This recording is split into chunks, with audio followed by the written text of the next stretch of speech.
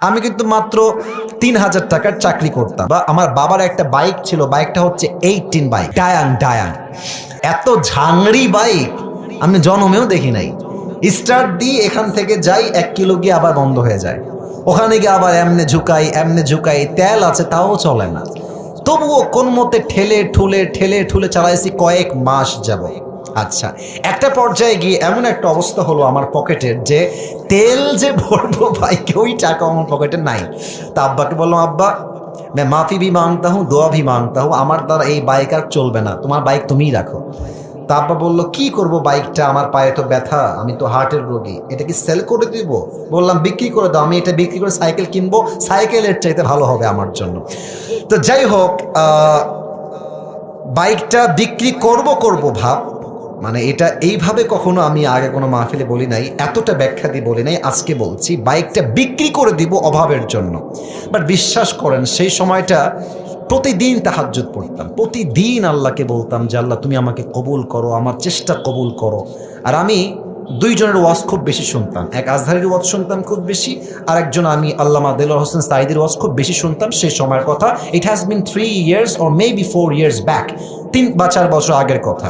তো হঠাৎ করে আমি একদিন জুমার খুতবা দিলাম, আমি আবার বলছি এই কথা কিন্তু আমি কখনো কোথাও আপনার শোনেন নাই, আমি আজকেই বলছি।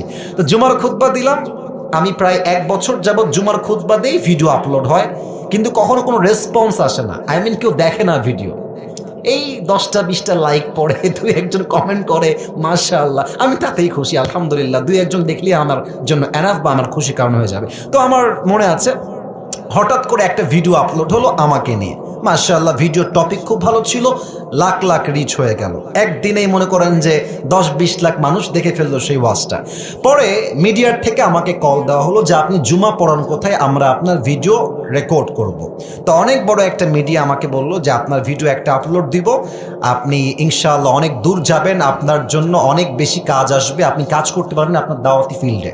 তো একটা মাহফিল করলাম, মাহফিলটা ছিল পাবনায়। মাহফিল ছিল কোথায়? পাবনায়।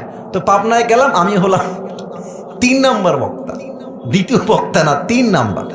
তো আমাকে যখন ওয়াজে দেওয়া হলো, দ্বিতীয় বক্তা খুবই রাগ, আমার টাইমটা তাকে কেন দেওয়া হচ্ছে, ওকে তো দিয়ে কাজ হবে না, ওকে নামান, একে দিয়ে কাজ হবে না, এটা 3 বছর আগের কথা, বেশি না, 3 বা 4 বছর আগের কথা। তো আমি ওয়াজ শুরু করলাম, কি বলবো, নিজের কথা বলছি না, বা এটা আল্লাহর রহমত বলছি বলতে পারেন। আমি আধা ঘন্টা ওয়াজ করেছি, প্রত্যেকটা যুবক, আমি নেমে গেছি ওরা উঠে গেছে, মানে এই হুজুরকে আমরা ছাড়বো না, নেমে গেলাম। সেটা আপলোড হলো ইউটিউবে।